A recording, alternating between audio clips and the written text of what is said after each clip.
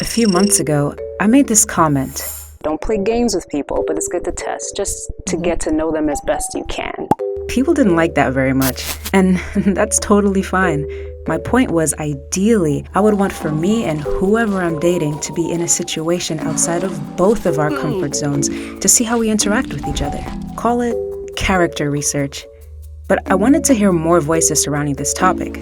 The Bible does say, in a multitude of counselors, there is safety. The conversation you're about to hear is with me and Dr. Reginald Horton, professor of religion and psychology at Southern Adventist University, and his wife, LaShawn Horton, a professor in the School of Nursing at Southern Adventist University. From arranged marriages to testing your partner, it's time to get to the bottom of how to navigate Christian dating.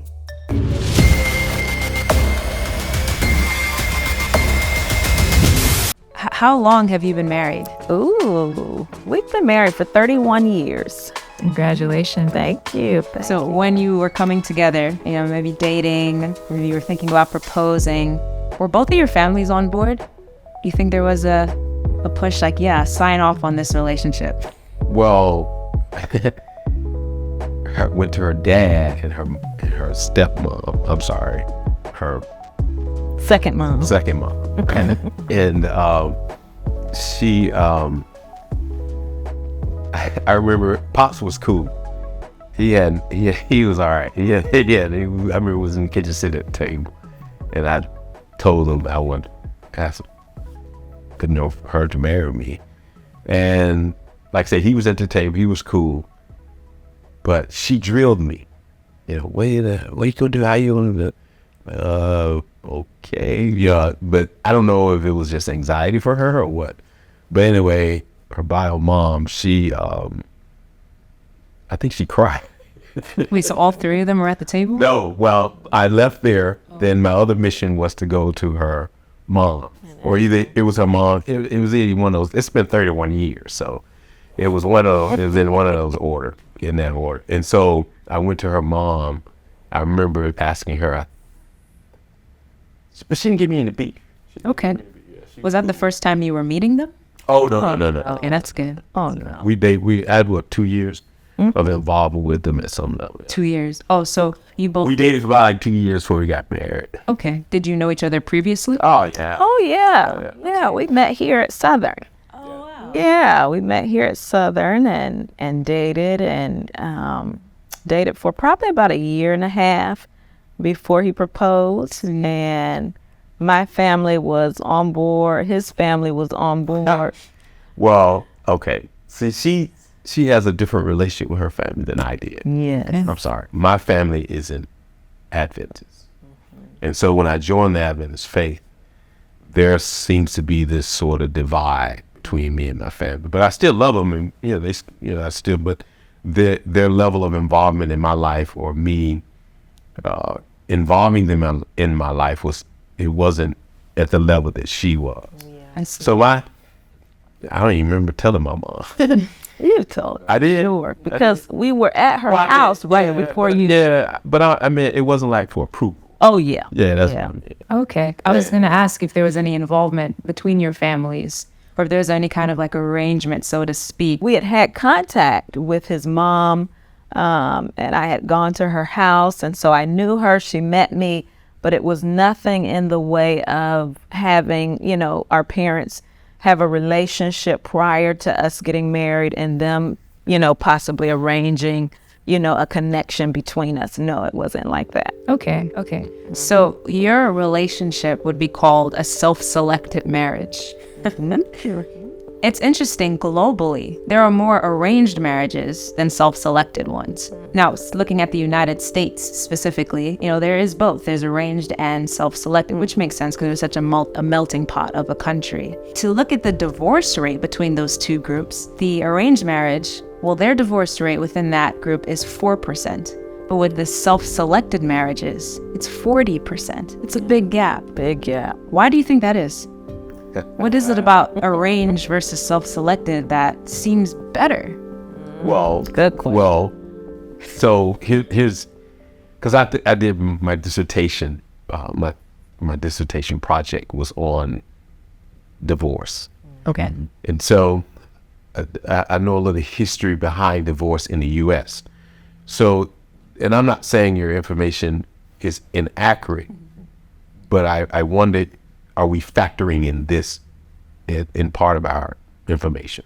For example, divorce started, I think, early '60s with Ronald Reagan when he was a governor of California. And so that's where you come up with the no-fault divorce now. It's here. And so... When you say started, you mean like legalized or something? Well, okay. So, the story is he wanted to get out of a relation with his previous wife in order to marry Nancy when he was governor. Okay. So now that he wanted to get out of... So back in the day, you couldn't do that. You have to have reasons to divorce your wife. You just couldn't just go to the courthouse and say, I want to divorce, or I want to divorce him. No, you have to have a legitimate reason. I don't know exactly the reasons. However, he, being the governor of California, changed that where you can have a no-fault divorce. You don't have to have any fault with your spouse. So you can just do it. And so that started that. Now, we all know California and the influence that it has on Western society. So we do know that. So when they started, other states followed. So I'm wondering, based upon your stats, are we factoring that in? That may have a play as to why the increase is different in the U.S. than in other countries. I wonder, is there a link to that? That's what I'm trying to say. Okay. That's good. So, but it doesn't deny the fact that divorce is high here than in other countries. So, yeah.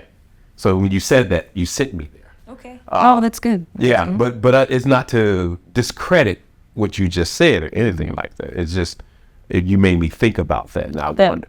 People may divorce more frequently because of the laws changing in the way that they divorce. Right. So there may not be a happiness correlation or anything like that. It's just I'm tired of her, or I'm tired of him. Right. I want out. Whereas in other countries, you could be tired, but you can't get out. You can't get out. Yeah. So now I would love to see the level of affairs in other countries versus here. That's good. You have to stay in the marriage, and you want out, and you're not happy. Typically, affairs. And I'm not trying to say it's. But anyway, I think there's a link. No, yeah, I see your point for sure. But that's why I guess it's important that I looked up the stat for the United States specifically. But another consideration is, although something might be legal, it may not be culturally okay. So in this family, you don't divorce. I don't care about what's going on like in the court. So that's also something to consider because there certain cultures within this general culture are more into arranged marriages than self-selected ones. So that is something to factor in. But so let me ask you this. Okay. So is there a link to arranged marriages and why they're staying together? You gave that 4% versus the U.S. of those So what is the link there? What's causing them to stay together? Is it because they were arranged, or what? So yeah, in my study, there was so many different answers, and not one was locked in. And of course, it depends on the culture. But yeah, it was a lot of, there was positive and negative. The negative was shame. There's a lot of shame surrounding and pressure surrounding that if you were to divorce. So there's more of an instance of, okay, let's make this work. It's for the benefit of both of us, just make it work. But the other side is that when it comes to arranged marriage, of course, there is this connection between parent and child. They want what's best for the child. Most of the time, it's a loving thing. But it's also like a transactional thing in terms of, I want what's best for my child. Can this person provide for my child? Are they the right fit for my child? So there's a lot more research, so to speak, that goes into it so that the likelihood of them lasting is a lot better because there are all these opinions involved. There's a lot more research involved. Counsel, yes, exactly. Support, community. So it's just better from that perspective. But don't we do that unconsciously? I mean, in our society, we have, friends that have children our children's age, and if they're both single and we feel that they're a good match, we'll say, well, what is your son doing? What is your daughter doing? Do you think they would be interested in my son? So we do that unconsciously.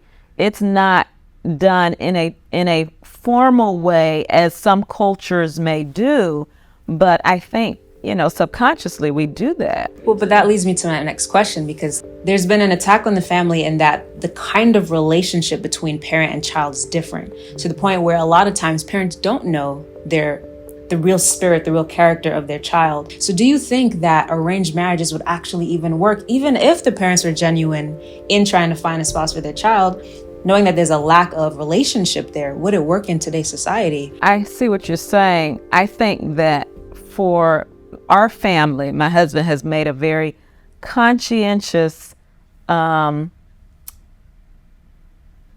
he's created a very conscientious framework for our family. And that framework is one that includes open dialogue with our children. Our children are now 21 and 23, and we still have them come to us for counsel and wisdom as it pertains to relationships. Now, with that being said, of course, we don't know everything in their lives as adults that they do outside of our watchful eye. But we do know that we've built a foundation of communication that bonds us in a way that may not be traditional according to what you're saying. But because we have that foundation, we still are able to communicate with our children. And they will tell you that we would not choose a partner that you and daddy are not comfortable with. But I think, to your point, what you're saying is that many children don't have that type of relationship with their parents, that trust, that bond. And so they could care less what their parents think about their significant other to their detriment. I think it's dangerous, because I believe that as a married couple for over 30 years of experience, knowledge, and walking with God, that it would be detrimental to them not to listen to our wisdom and our counsel. So I think children can do themselves a disservice when they're not willing to take heed from parents who have traveled years before they've traveled. That's my thought. That's good. Well, how do we fit independence in there, or should it be fit in at all on the part of the child? Well, and for us as the parents, I think the independency comes for them when there is this methodology or this approach to how we convey information. Mm-hmm. It's this authoritarian type information that we're giving out. Mm-hmm. Or are we just sharing information with them? So, hey, if I were you, I probably, or hey, I would if I were you, versus, oh no, she can't come to this house, or he can't. And so they know that at the end of the conversation, the decision lies with them. Mm-hmm. Either way you go, because we feel we tried to help you, and yet you still went that road, but it's not going to distance us at all. But anyway, but they understand that when they do come, hey, mom, dad, here it is. What do you think? And then they go away and actually make the decision on their own. Mm-hmm. It's not us making it for them. And I think they enjoy that. I don't want to give any particulars, but there was a certain place that they wanted to go and see and things of that nature. And I said, I wouldn't go and watch that if I were you guys. And the Lord blessed. They were midway through it, and they got up and left.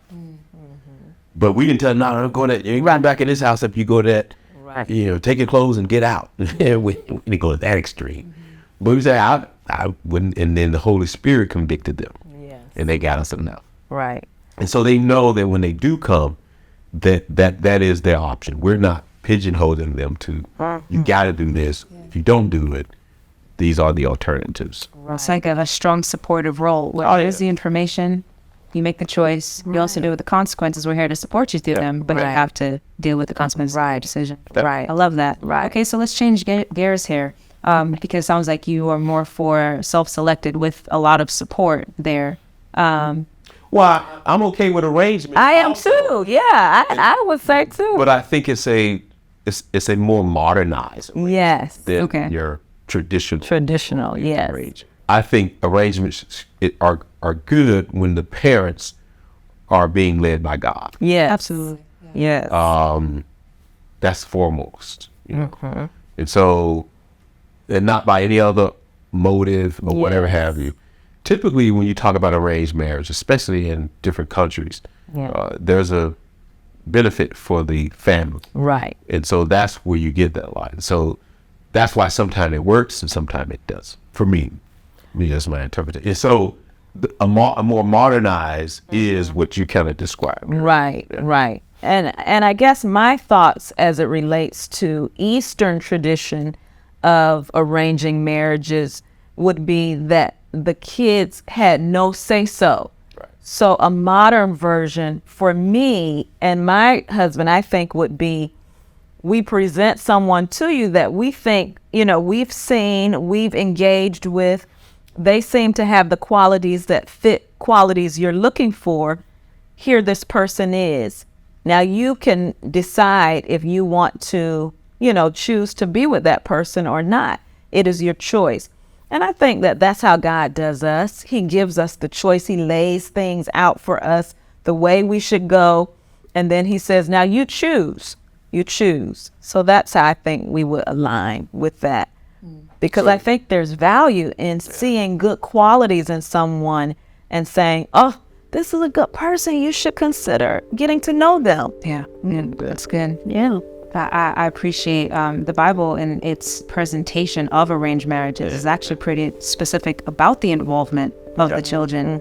Just an example with when Abraham sent his servant, right? And then they found Rachel.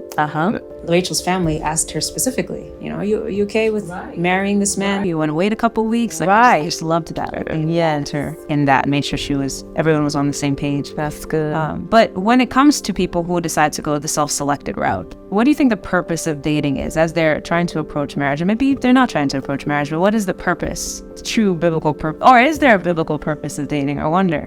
That might be a whole nother thing. I'm trying to think. I'm not sure of. Well, while you're thinking, let me add this while he's thinking. I think that the Bible admonishes us when he says that, it was not good for man to be alone. In the garden, when he created Adam and he created the species and he gave everyone like him his own. And then when he saw Adam and said, you know what? This isn't right. You're alone. Let me give you a helpmeet. Let me create something from you that would be your equal companion. And so I think that the purpose of dating is for marriage. I think that was God's design. That was something he created in the garden. And if I was to say a biblical purpose of dating would be to marry. It's not just to hang out and, chill and whatever they do now, but it was to establish a covenant relationship and grow a family, I believe. That's heavy words. Covenant relationship. Covenant under God. Yeah. I think it'll be hard to find an actual mimic dating situation in the Bible like it is today. Because when you think about it, to go back to Abraham's servant finding Isaac's wife, Rachel. There was no time that we know of. I don't remember calling that. Well, the time frame may have been was the travel. It was the travel, exactly, in her bag. That was about it. But he never seen her up until she arrived. And so, yeah. So I don't know if we'll find that, but does that mean we can't date? Should we always just go straight into marriage? No, I don't think so. I don't think that's, I don't know, I wouldn't want to say that, but I will stick with the purpose. I think what we find today is dating has become, it's an experiment. I just want to experiment with the person. And when you start experimenting with people, man, it's rough. It can create a lot of issues, unwarranted issues that can really be detrimental to a person and their character, their personhood, so to speak. Would you compare experimenting with exposure? What if someone's just looking for exposure so they know what is good, what is not good? How can someone know? Once again, it's your choice. You can do that. But understand, dealing with couples, dealing with young adults and dating, that's kind of sticky. And I wonder, are we equipped well enough to do that in a healthy way? That's my concern. Well, that's good. So we nailed that the purpose of dating is supposed to lead to marriage. I love the covenant relationship. What does that process look like then? Because this is a big deal. This is a big decision. And so someone who may be in that phase, dating, what should they do to let themselves know that, hey, this is someone that I can actually marry? Because that's the point, isn't it? And so if I'm not willing to marry this person, I should probably break it off. But how do I get to that phase? That's the best way. See, excuse me, I got to step up on this. See, what we're doing is we're taking an element out of dating, which is the Holy Spirit. Cognitively, mentally, I just can't select this person. Right. Because there are a lot of things that I want, but they just may not be good for me in a person. There may be some things that I want that the person may display, or there may be some things that they display that I'm not looking for, but that may be the very thing that God's trying to get you to correct you. So we take that element out. So to me, if I'm dating today, one of the approaches that I would take is to make sure it's me and the Spirit going through this thing. And I'm like, hey, what do you think, God? What do you think? Show me some things, reveal some things to me. Yeah. Not only about this person, but about myself. That's good. And so I think we take that element out. Especially, I'm assuming that this would be talking to a Christian audience.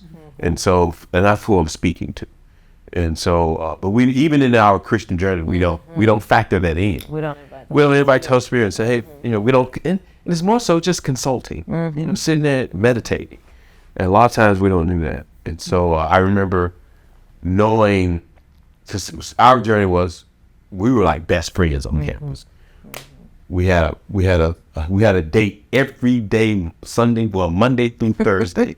It was right in the cafeteria, and then we would eat for dinner every day. Me, her, and another a friend of ours.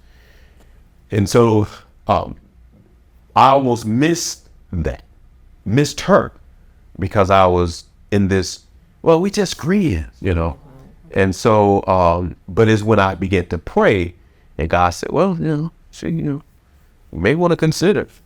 Okay. So then, and that started everything. So yeah. So when you ask, sorry, I'll sit back.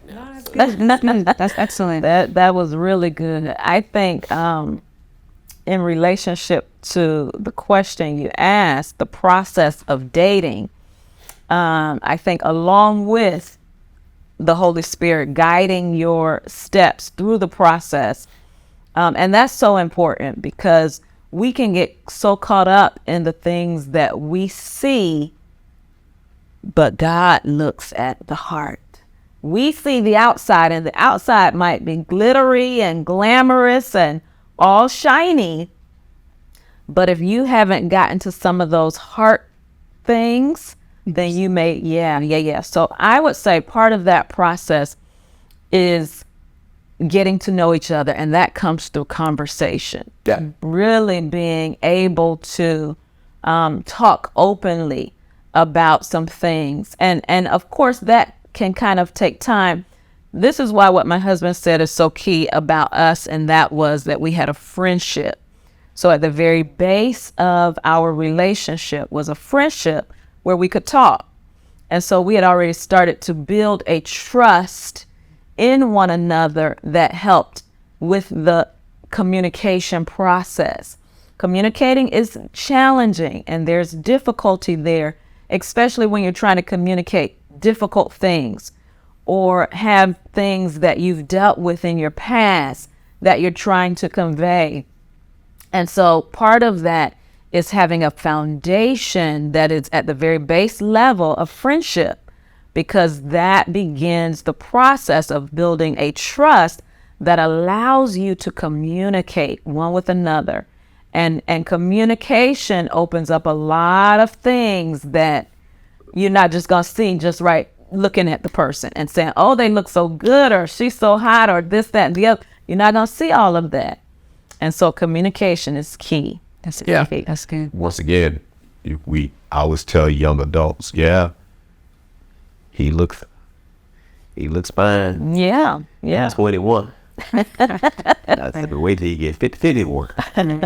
See, you look hot. That could change. Only hot. Absolutely. But see, once again, that's our idea of what we want. And sometimes it doesn't even take time. Like, how committed are you to that person? If there's an accident, something out of your control. Correct. That's correct. What you do. But you brought up communication, which is very interesting. Some would say that actions speak louder than words. So what do you think about curated scenarios within a relationship where you are trying to take the person out of their comfort zone just to see how they would respond, just to get to know their character that much better? They can't save face, they can't do anything like that. You just want to see their response or reaction. What do you think? Curated. Created scenarios that, and I think you did that very well with your couples. Yeah, you must may not even remember. But he had a group. No, not us. Okay. He had a group of couples that it was about 3 couples that he would have them cook together. He would have you tell what you had them doing, and this ended up breaking up 2 of the couples, right? Yeah. Yes, couples that were thinking about getting married. He took them through different scenarios that they had to work together in. That's good. Yeah, they were. 2 of the 3 decided that marriage was not for them. We were trying to assimilate marriage, and so that was part of my dissertation project. And that was it, actually. Yeah. And so what we did was I just created scenarios as if they were married, and so there were some things they had. Okay, so you were on the outside putting them in these different, like, let's just say from the position of a counselor. Maybe these dating people go to seek help from a counselor, and then you put them in these different scenarios. But what if one party had that idea to do it, and they did it or created it for them to experience together or for the other party? Would you say that that's a necessity, or would you actually say that that's manipulative on that person's part if they were to create a scenario and keep the other person in the dark and see what comes out? Well, and I love how you finalize it by saying in the dark. Manipulative with me would be they're not aware of what's going on. How? Then what's the point if you give it and tell them you're doing it? Right. What's the point? Then they may not be real. Going through the process. It's a good question. I personally think it's a good idea, to be honest. I think that there's nothing wrong with evaluating someone's character. Like, we're out to eat, and let's say You didn't open the door. or he didn't open the door, or I don't have any money, and I was supposed to be paying. Well, how is he going to respond in this situation? I'm rude to the waitress. Yeah.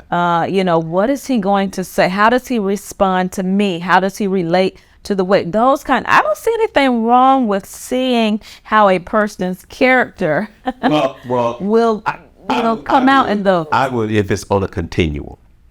Oh, okay. If this is on a continuum, then I would struggle with that. Because now it's like, okay, it's like taking the SAT forever. So what's the boundary? I think Exactly. So the boundary will be, every 3 scenarios. The best evaluate to me is, in the word you use, is character. Why do we have to generate a scenario to figure that out? Just being around a person. Go home, see how he talks to his mother. Yeah. That's a scenario. That's good. Look at how he treats his sisters, or if you have any. So those sort of things kind of would manifest itself as a person's character. So I don't know. For me, I wouldn't want nobody to put me on a Testing plan. and not let me know. But then again, Yeah. I can fake it, and just be good for now. So, but I would rather for you to do it in a more authentic way. And the best way to do it, and you said it earlier, is being around the person, spend time, look at how they interact with other people. And then you begin to develop your sort of testing scores. So I think there's a middle ground here where both of you can be right, because there's one thing to be on the side of you have all the control in the sense of what's going on and the other person's left in the dark, versus you both are out of your element. Let's say going camping or like cooking together. And so things might arise naturally where now you can both observe each other. How are we getting through this? So it is a test in such a way, but I don't think there's any manipulation involved, because both of you are just trying to get through it. Yeah. Yeah. Okay. Yeah. That's good. Yeah. That's good. That's a good, Yeah, good medium. I just know for me, if You I knew like you were that. doing that to me, I wouldn't. Especially over and over. Yeah. I mean, just imagine going into your class, your teacher, oh, we're having a test today. Yeah. You didn't tell me. Every Day. You didn't tell me why it's not even in your syllabus. So just imagine how uncomfortable you would feel with that. But what if you say to the person you're dating, I'd like for us to do some just pop-up scenarios. You come up with something and I come up with we're talking about it. and see how we respond in the situation. And you don't tell me when you do them, and I won't tell you when I do mine. Oh, lay out the ground rules. Yeah, I just gotta lay out the ground rules and see how it fares. Okay with that. I mean, but I like the idea. I mean, we didn't do that. That was never a part of an equation where you have to go in kind of thinking, do I test? It was different 30 years ago. You both came together in what I view as like the perfect scenario, because you were just friends. There was no like, ooh, let me make sure I sit like this because I will like him, or I know he likes me and I'm trying to get his attention. Right. You were just relaxed. You set your mind. You got to know each other's character for what it is, and then a relationship formed. But for someone who doesn't have that, right? Yeah. You brought up time. I think time tells all. That's fantastic. Some people date for 2 years. You're like, okay, I know this person for sure. Let's get married. Yeah. But what if someone only has, for whatever reason, 6 months? What do you think? Now, please don't forget my posture, but I'm coming forth again. For 30 years, 31 years, I've been on this testing. So to think that testing is something that I need to do within 6 months is a good thing to think that way. But make sure you think alongside with that this element or this piece needs to be in that testing too, which means you're going to be on it in a relationship. Because people keep evolving and growing. So it's not just for dating. It's ongoing. That's what I'm trying to say. And so oftentimes these terms for which we use are I won't say smooth terms, but these terms by which we use are terms that we're just being innovative with language. But at the end of the day, it's still what this is. Right. So The journey of right. So to think that and I love how you said earlier, 6 months, I can date for 6 months or 6 years. And trust me, we dealing with the issue. Trust me, I had two different couples, one longer than the other, and they both have a mom. So there's no guarantees in dating. So the difference with testing in dating and testing in marriage is that we hope that you won't get out of your marriage if someone fails the test. We hope that you will have gained some formative assessments throughout the dating process to bring you to a summative evaluation of a person. Okay? Formative meaning little things that you've seen throughout the relationship that have created a formation of an evaluation of a person for you to make a sound decision for marriage. Okay? And you can call them tests, you can, whatever. but hopefully you've made some general summations of that person that have said to you, I can marry this person under God, with God leading and guiding. Everything is not going to be worked out at that summation. Right. But you know that God has led you to make this definitive choice. There may be some other formative tests that come in marriage. And then the information you got, your data, Yeah. it may be scary. Mm-hmm. And it may scare you from where God is trying to get you to. Yeah. He may be trying to get you to that person Yeah. who probably failed every one of those tests you put out there. Just Because at the end of the day, I always tell people, at the end of the day, marriage is about salvation. Mm-hmm. He uses her to perfect my character, work things out with me so that I can be saved. It is vice versa. But all these testings that we may give to a person, I don't know. There you go. Now you're a serial dater. Right. She didn't pass the test. I mean, he didn't pass the test. Yeah. At the end of the day, yeah, but God may have that person for you because he's trying to save. And often we don't look at relationships like that. That's good. You know, I could easily be good by myself. I could be the best Christian person, godly person. But when you're in community, oh my goodness, character. That's right.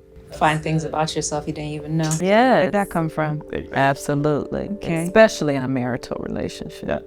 So wondering if you could give me a general dating or relationship advice for those preparing for marriage who may be quite nervous about this task of finding a partner from the man's perspective, from the woman's perspective. What piece of advice would you give? I think my advice would be for the women would be to hold on. We live in a society where we have many variables. One we know of is that there are more women in this world than there are men. Two, particularly if you're in the Christian realm, there are more women in the church than there are men. And then three, we are up against so much of the evils of this world, if you will, with not even having to go deep into it, but dealing with, sexual addictions and pornography and so much of those kinds of evils that cloud the judgment and cloud the ideology around what it means to be in relationship.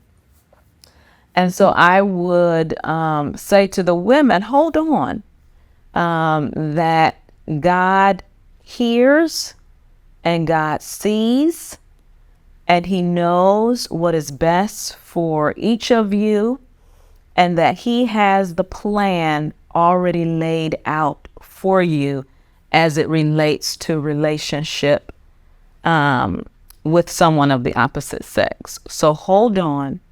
Do not be weary in doing well, but to hold fast and persevere in whatever God is telling you to do, and walk with the Holy Spirit through this season. If you are dating, and if you haven't started dating, continue to just hold fast and continue to trust the Lord. That would be my piece of advice related to that. Because men are so visual when it comes to selecting women, my caution would be to them, because it is a caution. We have to be careful.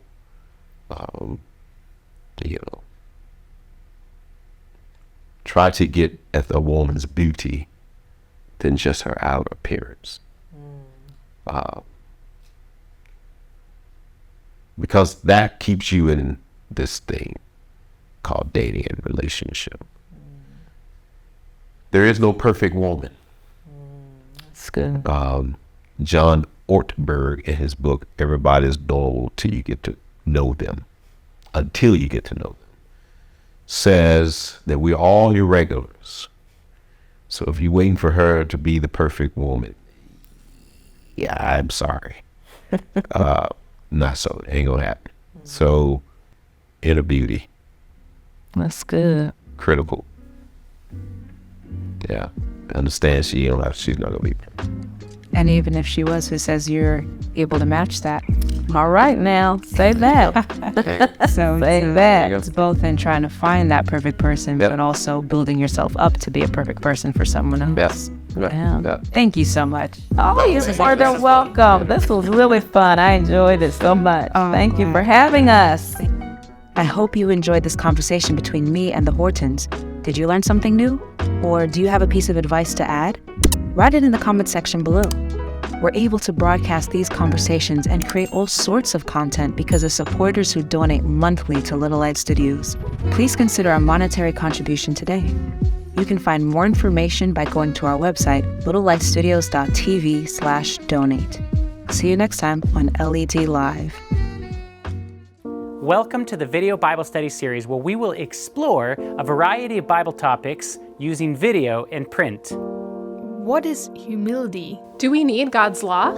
Can I understand the Holy Spirit? Yes, you can, and we're going to solve that today in 5 minutes or less. They're designed to engage you by watching a 5-minute video, having a discussion on the topic, and diving deeper into it with a lesson study. Each study asks questions, has discussion points, and/or has activities.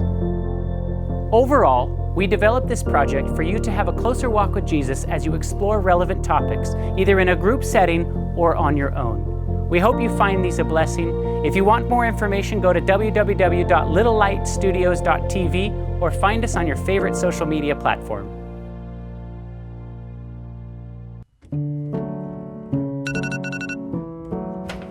Every day is an opportunity to show kindness to the world. Every day is an opportunity to do something that lets someone know you're thinking of them.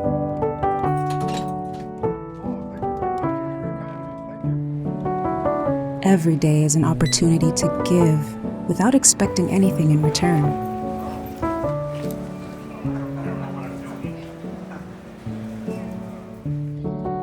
Every day is an opportunity to notice someone in need and to go out of your way to help them. Every day is an opportunity to do one small thing, to show someone you care, to make the world a better place.